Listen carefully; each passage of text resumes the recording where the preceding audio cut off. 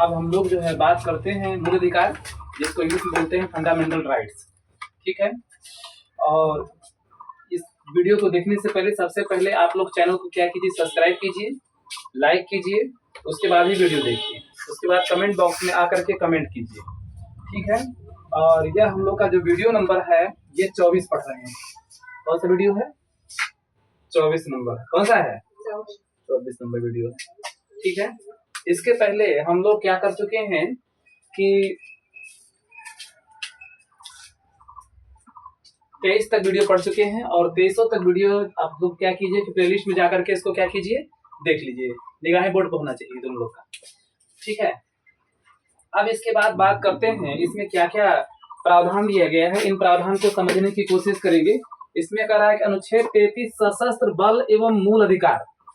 ठीक है, अनुच्छेद 33 में बताया गया है कि सशस्त्र बल और मूल अधिकार के विषय में बताया गया है कि सशस्त्र बल और मूल अधिकार में क्या संबंध है। ठीक है, इसमें रिलेशनशिप क्या है मूल अधिकार और इसमें, तो बात करेंगे। यह सेना में अनुशासन बनाती है। अनुच्छेद 33 क्या करती है कि सेना में अनुशासन बनाती है, मूल अधिकार को सीमित कर देती है और एवं निलंबित भी कर देती है।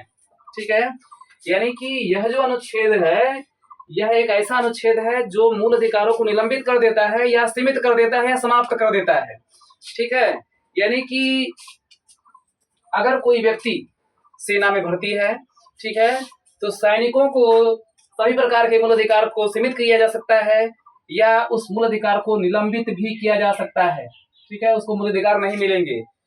जैसे क्यों नहीं मिलेंगे, इसका भी सबसे बड़ा कारण क्या है कि जैसे कोई व्यक्ति सेना में है, कहाँ पर है, सेना में भर्ती है, तो हो सकता है कि उसका जो है जीवन जीने का अधिकार अनुच्छेद 21, जबकि आपातकाल स्थिति में अनुच्छेद 21 की समाप्ति नहीं होती है, लेकिन अनुच्छेद 33 के अंतर्गत अनुच्छेद 21 भी समाप्त हो सकता है। कैसे?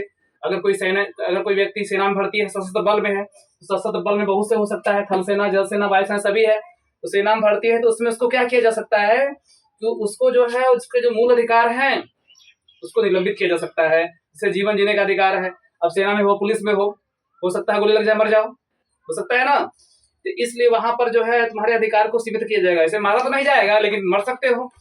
इसके बाद बोलने की आजादी, अगर कोई व्यक्ति सेना में है तो ऐसा नहीं है कि भारत की जो गुप्त संस्थाएं हैं, जो गुप्त बातें हैं एजेंसियों की, वह बातें जाकर के कोई सैनिक प्रेस में जाकर के नहीं कह सकता है। उस पर भी क्या किया गया है, रोक लगा, यानी वाक और अभिव्यक्ति की जो स्वतंत्रता है उसको भी क्या किया गया है, रोक दिया गया है सैनिकों के लिए। ठीक है, इस पर आगे चर्चा करते हैं। सबसे पहले बात करते हैं इसमें कर अनुच्छेद 33 कह रहा है कि यह सेना में अनुशासन बनाती है। सेना में क्या करेगी, अनुशासन बनाती है और मूल अधिकारों को सीमित और निलंबित करती है।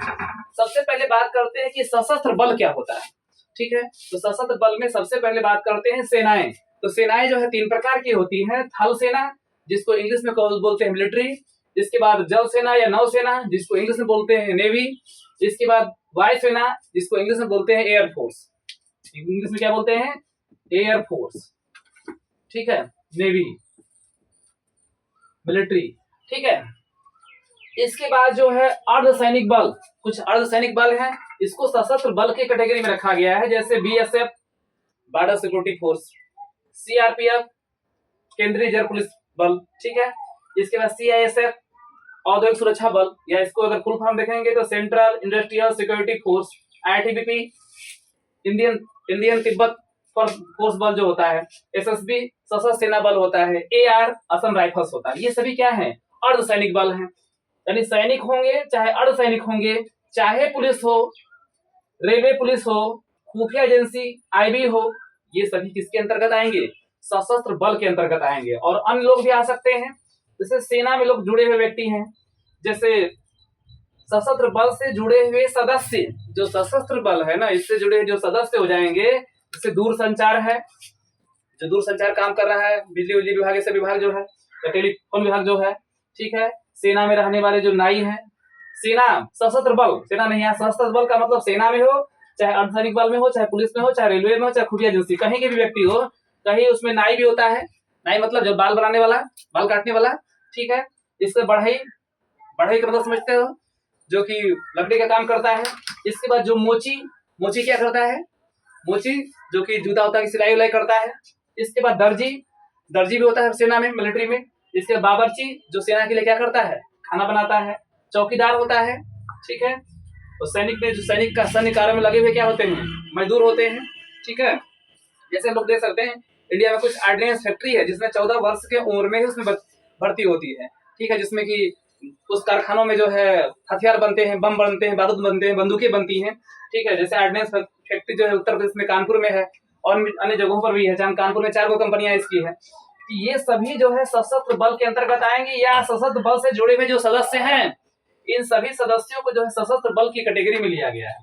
सबसे पहले बात करते हैं, अब इनके ऊपर एक कानून बनेगा। कैसे बनेगा? इनके मूल अधिकार को सीमित करने के लिए, इनके जो मूल अधिकार है, जो इनके फंडामेंटल राइट्स हैं, इसको सीमित कौन करेगा? संसद विधि बना सकती है। इनके मूल अधिकार को सीमित करने के लिए संसद क्या कर सकती है? विधि बना सकती है। ऐसी विधियां को सामान्य न्यायालय में चुनौती नहीं दी जा सकती है यदि वे मूल अधिकार का अतिक्रमण करते हैं।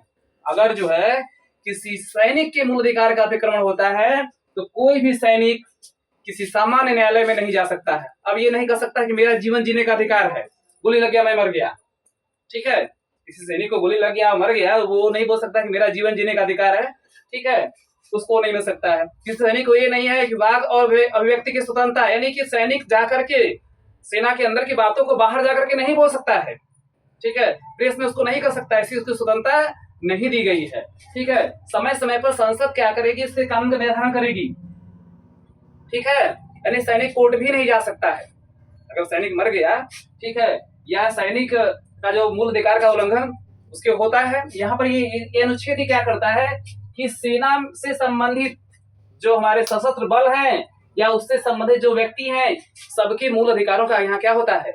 उल्लंघन होता है। ये मूल अधिकारों के उल्लंघन करने के लिए ही मूल अधिकार बनाया गया है, ठीक है। एक ऐसा मूल अधिकार है जो कि मूल अधिकारों का भी क्या करता है? उल्लंघन करता है, खास करके सैनिकों के मूल अधिकारों का। अनुच्छेद 33 बताएगा सैनिकों के मूल अधिकार का उल्लंघन, और अनुच्छेद जब 34 में पढ़ेंगे तो व्यक्ति के मूल अधिकार का भी उल्लंघन होगा। 34 में हम लोग ये पढ़ेंगे, अगर कहीं दंगा ही हो रहा है, अगर सेना अगर वहां पर जो है अगर किसी से नहीं समझता है, विशेष परिस्थिति अगर आ जाती है, ठीक है, और देश में अगर उस स्थान पर मार्शल लॉ लग जाता है तो वहां पर सैनिक का कोड भी काम करता है, कोई और काम नहीं करता है। वहां पर जो है किसी के जीवन की सुरक्षा की गारंटी है। अगर दंगा कर रहे हो तो सीधे सीधे क्या करेगी? मिलिट्री सीधे गोली मार देगी, ठीक है, उसकी पूरी पावर रहती है। सैनिक विशेष परिस्थिति में आती है जब किसी राज्य में दंगा हो, फसाद हो, ठीक है, वह चीज सरकार के नियंत्रण से बाहर हो, तब उसमें मिलिट्री बुलाई जाती है। जब मिलिट्री आएगी तो वह जो है आए बाएं नहीं देखेगी, ठीक है। अगर उसके नियम का पालन करोगे तो ठीक है, अगर सिस्टम में नहीं रहोगे सीधे गोली मार देगी। और उस पर तुम्हारे पर, उस सैनिक के ऊपर कोई भी कोर्ट में जो है केस नहीं चलेगा, उसका निर्णय जो है मार्शल लॉ के अंतर्गत किया जाएगा।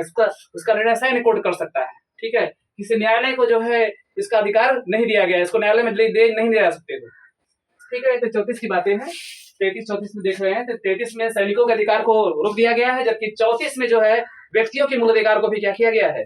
निलंबित कर दिया गया है, सीमित कर दिया गया है, ठीक है। इसलिए कोशिश करें कि सेना का शासन न हो। अगर सेना का शासन हो जाएगा फिर जनता के लिए प्रॉब्लम हो जाएगा। इसके बाद जो है अब बात करते हैं कि अगर ये जो सशस्त्र बल के जो मूल अधिकार हैं, इनसे संबंधित मूल अधिकारों को ये सीमित करता है, कौन सीमित करता है? संसद करता है। संसद क्या करेगा? इसके लिए कानून बना सकता है, ठीक है। संसद जो है, संसद विधि मतलब कानून, ये जो सशस्त्र बल से संबंधित जो कानून है संसद बनाएगा, ठीक है। इसमें सब कुछ आ जाएंगे। इसके बाद ध्यान देना है कि ऐसा जो है इसमें से कोई भी व्यक्ति ये जा करके सेना से संबंधित बातों को नहीं बता सकता है। जैसे मान लो वहां नाई काम करने वाला है तो नाई के ऊपर भी प्रतिबंध है कि नाई भी सेना के अंदर वो नाई है। नाई मतलब समझ रहे हो ना, जो बाल बनाने वाला होता है। अगर सेना के अंदर वो काम कर रहा है तो सेना की किसी बात को वह नहीं बताएगा, ठीक है। सेना में क्या हो रहा है, सेना की किसी बात को जो है लीक नहीं करेगा। बढ़ई हो, मोची हो, ये भी लीक नहीं करेगा, या सैनिक कोई हो वह लीक नहीं करेगा। पुलिस हो, ठीक है, अर्धसैनिक बल हो, रेलवे पुलिस हो, खुफिया एजेंसी आईबी, ठीक है, इंटेलिजेंस ब्यूरो। आईबी में भी कुछ खतरनाक कंडीशन है। जैसे मान लो कोई भारत का व्यक्ति जासूस है, अब उस जासूस को जो है पाकिस्तान में भेज दिया गया, ठीक है। अगर उस जासूस को पाकिस्तान भेज दिया गया, अब जासूस अपना नाम छिपा कर रहेगा, ठीक है। अगर जासूस मर भी जाता है तो भी उस जासूस को भारत के विषय में नहीं बताना है। ठीक है, भारत के विषय में नहीं बताना है और इस पर भारत सरकार मौन रहेगी। ठीक है, इसलिए जो है इस जासूस बनने से पहले सोचना होता है कि हम खुफिया एजेंसी में जा रहे हैं, भारत सरकार की कोई भी बात प्रेस में ओपन नहीं करना है, कोई भी बात नहीं बताना है। और जीवन पर्यंत अगर कोई व्यक्ति सेना में है, सेना से रिटायरमेंट हो गया, अर्धसैनिक बल में है जैसे BSF, CRPF, CISF, ITBP, SSB, Assam rifles, अगर इसमें नौकरी कर रहा है, अगर वो रिटायरमेंट हो गया, पुलिस से रिटायरमेंट हो गया, रेलवे पुलिस से रिटायरमेंट हो गया, खुफिया एजेंसी से रिटायरमेंट हो गया, या उससे लगा हुआ कोई कर्मचारी हो, नाई हो, बढ़ई हो, मोची हो, दर्जी हो, बावर्ची हो, चौकीदार हो, मजदूर हो, अगर इस रिटायरमेंट भी हो जाते हैं, रिटायरमेंट होने के बाद भी जो सशस्त्र बल सैनिक से संबंधित जो भी नियम है, जो भी कानून है, जो भी अंदर की जो बातें हैं, उस बातों को ओपन नहीं करेंगे। ठीक है, वह जो है इस बात को कहीं बताएंगे नहीं, प्रेस में आकर के नहीं बता सकते। यहाँ तक कि अपने घर परिवार के बच्चों को, घर परिवार के लोगों को भी नहीं बताएंगे, अपने माता पिता को भी नहीं बताएंगे सेना के अंदर क्या हो रहा है, सेना के अंदर की क्या खुफिया जानकारी है। ये कोई भी जानकारी सेना में, सैनिक में जो सैनिक काम करते हैं वह क्या करेंगे, वह बाहर आकर के बातों को नहीं कह सकते हैं। ठीक है, यानी इस तरह से देखा जाए तो सैनिकों के या अर्धसैनिक बलों के, पुलिस के, रेलवे पुलिस के, खुफिया एजेंसियों के, इससे संबंधित जितने व्यक्ति हैं, ये सभी के मूल अधिकारों को यहाँ सीमित कर दिया गया है, निलंबित कर दिया गया है, या समय आने पर उसको समाप्त भी कर दिया गया है, सोच सकते हैं। ठीक है, मूल अधिकारों को नहीं मिलेगा। ऐसा क्यों किया गया है? ऐसा इसलिए किया गया देश की सुरक्षा को बनाए रखने के लिए। ठीक है, मान लो तुम जो है सैनिकों के विषय में, सैनिक में, तुम सेना में काम कर रहे हो, सेना में काम करते हुए अगर मान लीजिए कि आप सेना की बातों को अगर प्रेस में ओपन कर देते हैं, ठीक है, तो देश की सुरक्षा व्यवस्था खराब हो सकती है। हो सकता है दुश्मन देश को मालूम हो जाए इसके विषय में, इससे क्या हो सकता है कि देश की सुरक्षा में क्या हो सकता है, खतरा हो सकता है। तो सुरक्षा व्यवस्था को बनाए के रखने के लिए ऐसा बात किया गया। या सेना का कुछ ऐसी बातें जो गुप्त बातें हैं, अब तुम कह दोगे कि मेरा जो है अनुच्छेद 19 कहता है वाक और अभिव्यक्ति की स्वतंत्रता, है ना। अनुच्छेद 19 क्या कहता है कि वाक और अभिव्यक्ति की स्वतंत्रता है, मुझे स्वतंत्रता है, मैं बोलूंगा। ऐसा नहीं है, तुम नहीं बोल सकते। अनुच्छेद 33 कहता है कि यह स्वतंत्रता सैनिकों को नहीं दी गई है, वो नहीं बोल सकता है, वो प्रेस में बातों को नहीं रख सकता है। ठीक है, अब जीवन जीने का अधिकार, ऐसे सेना में तो जीवन किसी का छीना नहीं जाएगा, लेकिन जब कोई व्यक्ति सेना में भर्ती है तो उसको जानता है कि मुझे मरना है, मरने का खतरा ज्यादा होता है, कभी भी किसी गोली से मर सकता है। ठीक है, तो वहां पर उसके जीवन जीने का अधिकार भी निहित जो है एक तरह से छीन जाता है। अगर ध्यान से देखेंगे कि मात्र अनुच्छेद 33 ही ऐसा है और 34 ऐसा है जिसमें जीवन जीने के अधिकार भी समाप्त हो सकते हैं, जबकि आपातकाल स्थिति में जीवन जीने का अधिकार नहीं छीना जाता है, लेकिन इस स्थिति में जीवन जीने का अधिकार भी जा सकते हैं। ये एक ऐसा अनुच्छेद 33 और 34 है जिसमें व्यक्ति के जीवन जीने का अधिकार भी जा सकता है। ठीक है, उसके लिए मांग नहीं कर सकते हो तुम। आगे बात करते हैं क्या क्या प्रतिबंधित हो सकता है। जैसे धरना प्रदर्शन करना, तुम सेना में हो या इससे संबंधित जो भी हो, ठीक है, सशस्त्र बल से संबंधित, तुम भी सेना में रहो, चाहे अर्धसैनिक बल रहो, चाहे पुलिस रहो, चाहे सिपाही रहो, चाहे रेलवे पुलिस में रहो, खुफिया एजेंसी में रहो, तुम धरना प्रदर्शन नहीं कर सकते। इस पर रोक लगाया गया है सैनिकों को। जीवन की कोई गारंटी नहीं। तो सेना में बढ़ते तो पहले सोच लो, कभी बढ़ सकते हो, उसका कोई गारंटी नहीं है, कहीं किसी दुश्मन की गोली से मर सकते हो वहां पर। ठीक है, तुमको मारा तो नहीं जाएगा, लेकिन एक तरह से देखा जाए तो जीवन जीने का जो अधिकार यहाँ पर क्या है, सीमित है। अभिव्यक्ति, बोलने की आजादी, तुम कुछ जाकर के बोल नहीं सकते हो सेना के विषय में जो जानकारियां हैं प्रेस में आकर के बोल नहीं सकते, यानी अभिव्यक्ति आजादी। यानी अनुच्छेद 19 का यहाँ क्या है, रोक लगा दिया, अनुच्छेद 19 तुमको नहीं मिलेगा। आगे बात करते हैं प्रेस हो गया। ठीक है, प्रेस मतलब मीडिया सेना की गुप्त बातों को जो है प्रचार नहीं कर सकती है, अगर सेना से मीडिया है। ठीक है, उसको भी रोक लगाया गया। इसके बाद संघ बनाना, अब सैनिक हो तो तुम संघ नहीं बना सकते, इस बात का ध्यान देना। ठीक है, सभा करना, सैनिक कोई सभा नहीं करेगा, इत्यादि सीमित कर दी जाती है। ये सभी अधिकार क्या कर दिए जाते हैं, इनके सभी अधिकारों को सीमित कर दिए जाते हैं। ध्यान देना है, रिटायरमेंट के बाद भी ऐसा करने के लिए अधिकार दिया गया है। ये नहीं कि रिटायरमेंट हो गए तो बोलो हम रिटायरमेंट हो गया, ऐसा बात नहीं है। तुम देश को कोई बात नहीं बता सकते, इस तरह से शपथ दिलवाया जाता है सेना में। ठीक है, अन्यथा जो है तुम्हारा कोर्ट मार्शल हो जाएगा। आगे चलते, इसके बाद जो है अब बात करते हैं, इसके लिए कुछ सैन्य कानून बनाए गए है ना। तो सैन्य कानून को हम लोग देखते हैं, जैसे सैन्य अधिनियम 1950, नौसेना अधिनियम भी बना था 1950 में, और वायुसेना अधिनियम भी क्या बना था 1950 में। थल जल वायु यानी ये तीनों सेना जो होता है, थल सेना का मतलब हो जाएगा मिलिट्री, नौसेना का मतलब क्या हो जाएगा, नौसेना का मतलब हो जाएगा नेवी, और वायुसेना का मतलब क्या होगा, एयरफोर्स। वायुसेना का मतलब क्या होगा, एयरफोर्स। ठीक है, इन सभी जगहों पर देखेंगे हम ध्यान से। ठीक है, तो अब जो है ये सभी कानून एक साथ बने थे, कब बने थे ध्यान से देखेंगे, संसद द्वारा पारित हुआ। तो सैन्य अधिनियम, ये सभी तीनों सैन्य अधिनियम जो है संसद द्वारा जो है 22 मई 1950 को क्या हुआ, पारित हुआ। ठीक है, और लागू कब होगा, जब राष्ट्रपति का सिग्नेचर हो जाएगा तब लागू होगा। लेकिन लागू कब हुआ, 22 जुलाई 1950 को जो है सैन्य अधिनियम 1950 लागू हुआ। प्रश्न बनता है कि सैन्य अधिनियम 1950 कब लागू हुआ, तो 22 जुलाई 1950 को लागू हुआ। नौसेना अधिनियम कब लागू हुआ, तो वही डेट है 22 जुलाई 1950 को लागू हुआ। तीसरा क्वेश्चन तुम लोग से करते हैं, वायुसेना अधिनियम 1950 कब लागू हुआ, आवाज तेज रहे, कब लागू हुआ, ठीक है, तो जो है वायुसेना अधिनियम 22 जुलाई 1950 को लागू हुआ। ठीक है, आगे देखते हैं।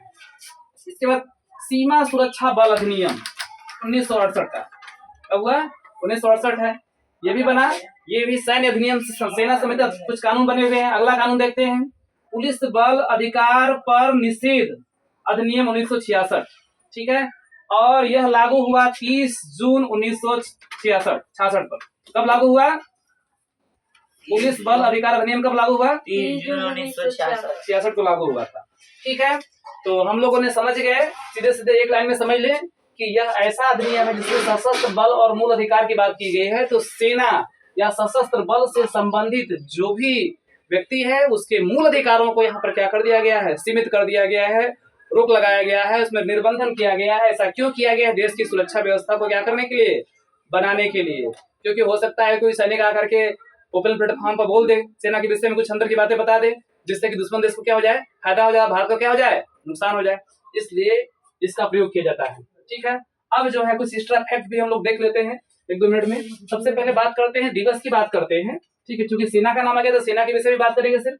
सबसे पहले बात करते हैं थल सेना दिवस, जिसको बोलते हैं मिलिट्री डे। तो थल सेना दिवस कब मनाते हैं, 15 जनवरी को मनाते हैं।